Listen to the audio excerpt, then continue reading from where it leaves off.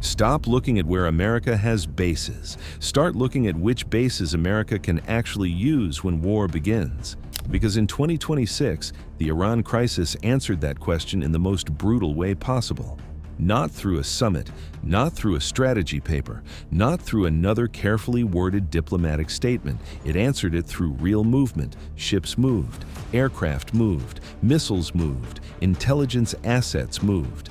And behind all of that movement, the real map of American power in Europe became visible. 5,000 United States troops are leaving Germany. Trump has openly threatened similar moves involving Italy and Spain. And for the first time in decades, the military architecture America built across Europe no longer looks permanent. It looks conditional. For 70 years, Washington built its European network like a machine designed to survive almost anything. Germany, Italy, Spain, Turkey, France, Greece. Different nodes, different functions, one strategic assumption underneath all of them. When war came, allies would open the doors. But the Iran crisis exposed something Washington had spent years trying to manage quietly. Geography and reliability are not the same thing. A country can host a base and still hesitate when a real crisis begins. It can sign a treaty and still impose limits. It can call itself an ally and still make access political the moment the cost of saying yes becomes too high. And while partner after partner delayed, restricted, or politically recalculated the mission, one country stayed open: Greece. So the question is no longer whether America has bases in Europe. The real question is which door stays open when the crisis begins. And if that door is Greek, then the next decade of the Eastern Mediterranean is already being rewritten.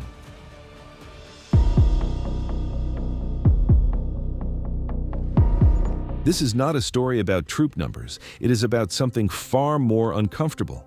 Which allies actually allow America to use its military power once a real conflict begins? For decades, the American military footprint in Europe operated through a distributed model. The logic was elegant. Never depend entirely on one country. Spread the architecture across multiple allies so the system can absorb political shocks. Germany became the nervous system. Ramstein and Grafenwohr anchored logistics, communications, command functions, and rapid deployment capability across Europe. With roughly 36,000 American troops, Germany remained the largest U.S. concentration on the continent. Italy became the Mediterranean platform. Naples, Sigonella, and Aviano supported naval operations, intelligence collection, air power projection, and NATO coordination across the southern theater. Spain connected the Atlantic to the Mediterranean through Rota and Moran, giving Washington operational reach into Africa, the Atlantic, and southern Europe simultaneously. Turkey held the old southern flank, Incirlik, the Bosphorus, direct proximity to the Middle East, the Caucasus, and the Black Sea. For decades, no serious NATO planner built a map of regional military access without Ankara somewhere near the center. And Greece was there too. Reliable, useful, increasingly important, but not yet the anchor. The entire system was built on a single assumption that political access would naturally follow military geography. Then came the Iran crisis, and suddenly, the architecture no longer looked stable. Spain restricted American military activity connected to the operation. Italy imposed limits around Sigonella that complicated sortie planning and operational flexibility. France became tangled in an overflight dispute at exactly the wrong moment, adding strain during an active regional confrontation. None of these countries made the exact same calculation, but each of them made a calculation nonetheless.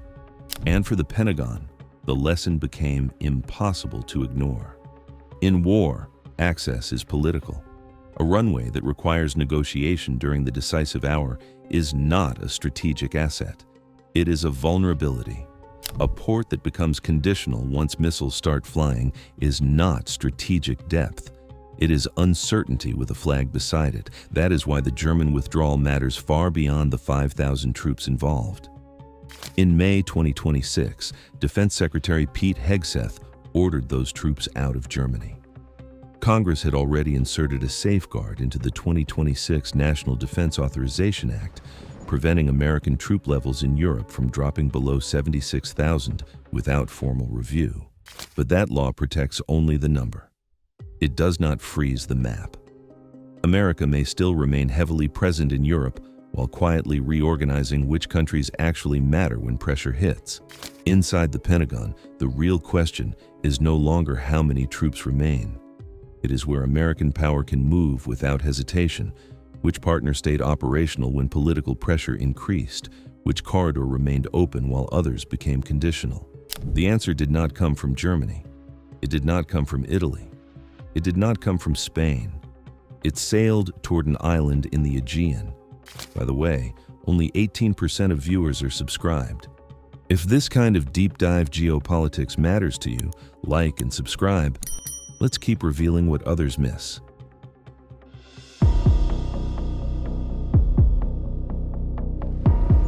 Greece did not prove its value in a speech. It proved it inside the machinery of war.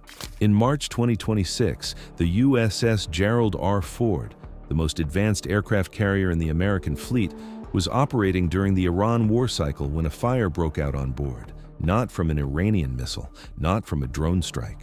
It started in the laundry room, and that almost absurd detail triggered one of the most revealing strategic decisions of the entire crisis.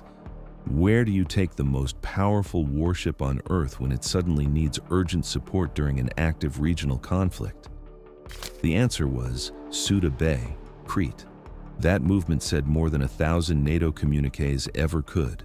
Souda Bay was not simply available, it was operationally ready. The carrier entered the port, received support, handled repairs, maintained secure communications, stayed integrated into wartime operations, and returned to the regional theater without being strategically removed from the board. The ship was reset in Greece. According to JINSA's April assessment, Souda Bay was simultaneously capable of supporting advanced communications, intelligence integration, and carrier strike group requirements during active operations. That distinction matters more than it first appears. A carrier does not only need deep water and a pier, it needs secure networks, hardened communications, cleared personnel, intelligence integration, logistics systems capable of functioning under wartime pressure. In other words, it needs more than just a port, it needs a military ecosystem. Souda Bay already had one, and the carrier was only the beginning. During the same crisis, Rivet Joint Signals Intelligence aircraft operated through Greek infrastructure toward the Middle East theater. These are among the most sensitive reconnaissance platforms in the American inventory.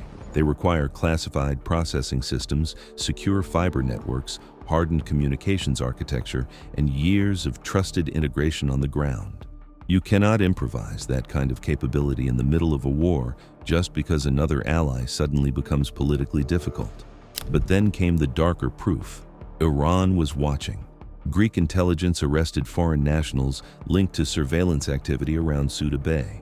A Georgian national of Azerbaijani origin allegedly photographed naval movements, monitored the base perimeter, and communicated through encrypted channels tied to Iranian handlers. Think about what that actually means. Iran did not invest intelligence resources around a random Mediterranean facility. It focused on Souda Bay, because from the perspective of America's adversaries, that base was already a critical wartime node. And while surveillance networks were tracking Crete, Greek-operated military systems were already engaged directly in the conflict. On March 19, 2026, a Greek-operated Patriot PAC-3 battery stationed in Yanbu on Saudi Arabia's Red Sea coast intercepted Iranian ballistic missiles aimed at critical infrastructure. On April 6, Holy Monday, the same battery reportedly intercepted an Iranian drone during a second live engagement. This was not symbolic support, it was active combat. Yanbu is strategically significant because it sits at the endpoint of Saudi Arabia's east-west pipeline, a key emergency route designed to bypass the Strait of Hormuz if Iran attempted to choke global oil flows. And during the crisis, Greece was directly involved in defending it. At sea, Souda Bay supported the USS Gerald R. In the air, intelligence operations continued through Greek infrastructure. In the Gulf, Greek-operated Patriot systems intercepted Iranian threats. On land, Alexandroupoli kept functioning as a logistics corridor toward the Balkans and NATO's eastern flank. At that point, America was no longer relying on isolated facilities inside Greece. America was not betting on a Greek base, it was betting on a Greek corridor. When pressure hits, access either holds or it doesn't. There is no middle ground. I learned that studying geopolitics, but at some point I realized I was applying that logic everywhere except my own finances. This video is sponsored by Freedom 24. I use Freedom 24 personally. Real access to global markets, clean interface, transparent fees, no barrier to entry. The theme I keep investing in is aerospace and defense, because every episode I research tells me the same thing. The companies building the hardware, the engines, the supply chains, they are becoming more critical every year, not less.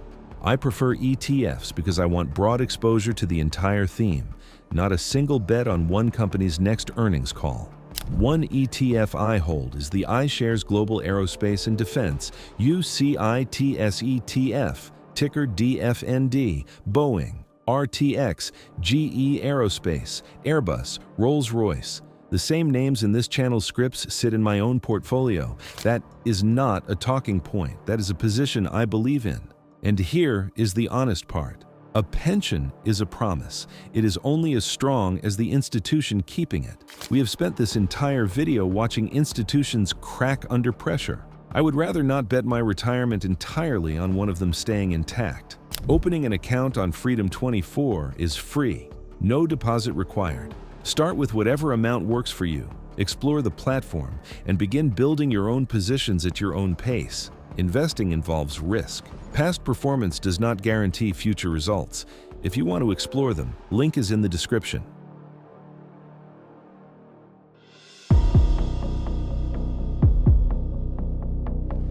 The distribution model did not fail quietly. It failed simultaneously, across the Western Mediterranean, across Central Europe. At the precise moment, the Eastern Theater demanded maximum operational support. The distribution model was built to absorb one ally hesitating, maybe two. It was never designed for the scenario where multiple corridors become conditional at the exact same moment. That is not a cracked node.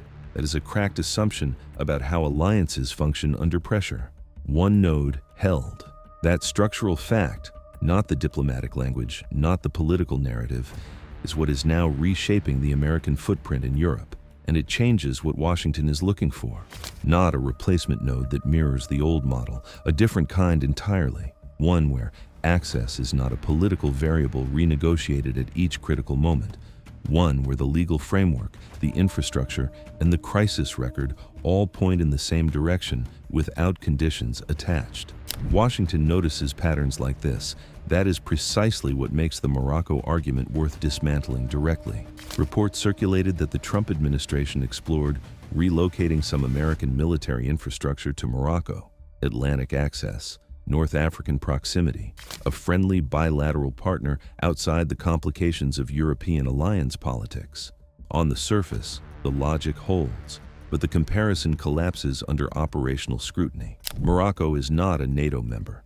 Non-NATO status means every new mission requires a fresh bilateral negotiation, different legal authorities, different rules of engagement, different personnel protections. In peacetime, that is bureaucracy. In war, that is delay. It has no equivalent to Souda Bay, a deep water port with classified ground infrastructure, hardened communications links, and cleared personnel embedded across decades of joint operations. It has no Alexandroupoli, a northeastern anchor with a documented record of moving heavy American hardware toward Europe's most contested flanks.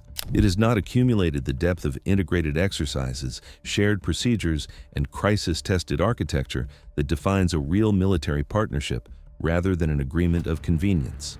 Most critically, Morocco has not passed the war test. Greece has. Military power projection is not built from geography alone. It is built from integration, from legal frameworks that hold under pressure without renegotiation, from repeated exercises that create the shared instinct to act without waiting for permission, from crisis performance that builds the institutional confidence to say, without qualification, that when the next operation begins, the door will be open. Not perfection, not charity, not sentimental loyalty. Usable access, confirmed under fire. Morocco is a negotiating signal. Greece is an operational fact. And in the new American map, that distinction is everything.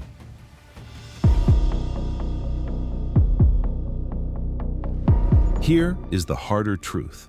If Greece is becoming America's most reliable open door in the Eastern Mediterranean, that creates opportunity. But it also creates exposure. Being useful to a superpower is never neutral. It brings investment, relevance, and strategic weight, but it also brings surveillance, diplomatic pressure, cyber operations, intelligence competition, and regional targeting. The surveillance activity around Souda Bay was not happening because the port was symbolic. It happened because the port mattered. And now, Greece is facing the harder question that follows every strategic upgrade: whether it can convert operational necessity into lasting national power, instead of becoming just a transit layer inside someone else's system. Start with Turkey. Turkey is not leaving the American equation. Its geography is still decisive. The Bosphorus remains critical. The Black Sea remains contested. Ankara still holds real regional influence. But the key shift is this: Turkey is no longer the only viable corridor. For decades, Turkish leverage came from scarcity. If Washington needed access to the Middle East or the Black Sea region, it had limited alternatives, which meant Ankara could shape the terms. That scarcity is now eroding through alternatives that already exist. Alexandroupoli, just 11 kilometers from the Turkish border, has increasingly become a logistics anchor for NATO's eastern direction. In March 2024, more than 3,000 pieces of U.S. military equipment moved through the port in a documented deployment operation. That was not a symbolic gesture. It was a rehearsal for the kind of mobility the new crisis map demands, and the same pattern is extending into the air domain. Greece is deepening integration into Western air power architecture through the F-35 program, while Turkey remains outside that program because of the S-400. One is inside the West's most advanced air power architecture. The other is the reason Turkey was locked out of it. At the same time, Larissa Air Base is becoming more important as a forward operating hub extending American reach from the Aegean toward the Levant. Three anchors are now clearly emerging: Souda Bay, Alexandroupoli, Larissa. Different functions, same underlying feature. They worked when pressure increased. But this is also where Greece's real challenge begins. There is a dangerous version of this story where Greece becomes structurally indispensable, while most of the long-term economic and strategic value flows elsewhere. Ports expand, airfields intensify, corridors grow in importance, but Greece itself captures only limited downstream power. That outcome would be a strategic failure, because hosting a corridor is not the same as controlling one. If Greece only provides access, others extract the value. If Greece builds control over the infrastructure inside that access, it becomes a power center in its own right.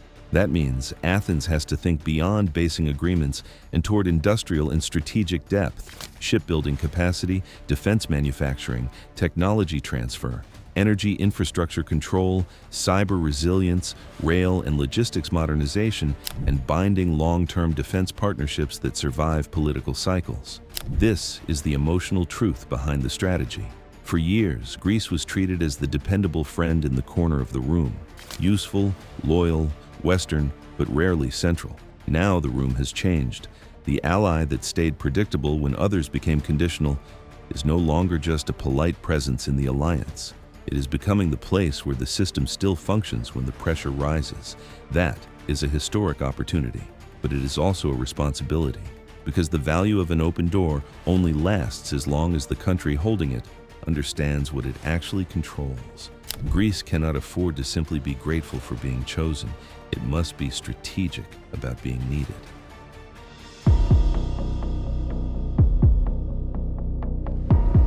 Greece's position is no longer a preference. It is a structural fact, confirmed under fire, documented in American operational records, and embedded in the planning architecture of the most powerful military on Earth.